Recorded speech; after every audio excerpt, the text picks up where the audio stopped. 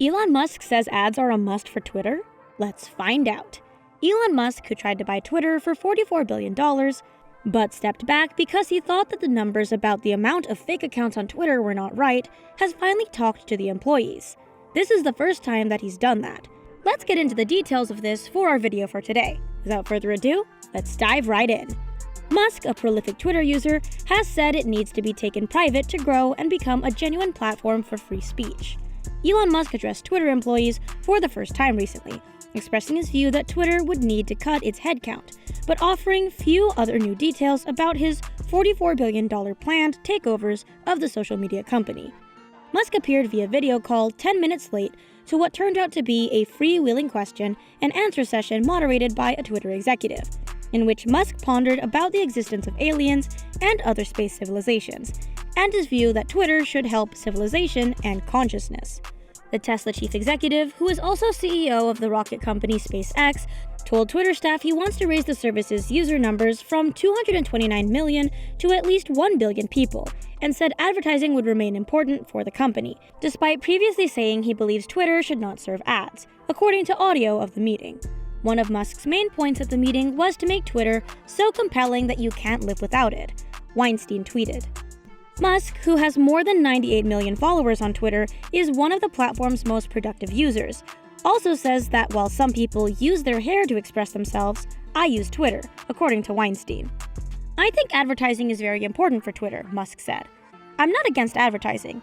I would probably talk to the advertisers and say, hey, let's just make sure the ads are as entertaining as possible. Musk, who was expected to provide confidence to Twitter employees during his first meeting, didn't even offer an update on the deal closing. He repeated that he was still trying to learn more about bot and spam accounts on Twitter, which he called his biggest concern. In response to a question about whether he expected layoffs, Musk said there needed to be some rationalization of headcount and expenses. Right now, the costs exceed the revenue, he said, adding anyone who's a significant contributor should have nothing to worry about. Twitter employees took to an internal Slack channel in droves during the session, posting memes and complaining that Musk was not providing meaningful answers on his vision for the business and employee compensation. They also demanded on Slack that the moderator press Musk on his views about remote work, as Twitter currently allows employees relatively free rein to work remotely or in the office. Musk said he thinks Twitter staff should lean towards working in an office, but showed willingness to make some exceptions. The bias should be strongly towards working in person, but if someone is exceptional, then remote work can be okay, he said. The imminent takeover of Twitter has been met with widespread skepticism and concern among the San Francisco-based company's employees, some of whom have worried Musk will relax rules on certain content. The billionaire told Twitter staff he believed users should be allowed to say pretty outrageous things on the site as long as the content is not illegal. Twitter shares were down 1.5%, and Tesla shares slumped more than 9% in afternoon trading. Musk dialed into the call wearing a white shirt and seemed to be sitting in a kitchen, according to someone who watched the call.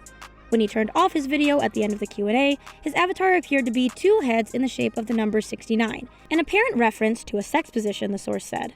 Harry Kramer, a former CEO of Baxter International and professor at Northwestern University's Kellogg School of Management, pointed out that the deal is not a guaranteed until it's done, and there are still plenty of steps left in the process before the purchase can be completed. In my experience, it is very unusual and almost bizarre for someone who has not purchased the company to speak to current employees of the company he is looking to purchase, Kramer said. Although the address seemed like it will have something huge, in my opinion it was bogus, according to the whole hype that Elon might say something controversial and all. But who knows what's going to happen next, because it is final that Elon will now own Twitter once and for all. Anyway, this wraps up our video for today. What do you think about this? What do you think about Elon taking over Twitter and his interaction with the employees? Let us know in the comments section down below. Make sure to like this video and subscribe to the channel while you're at it.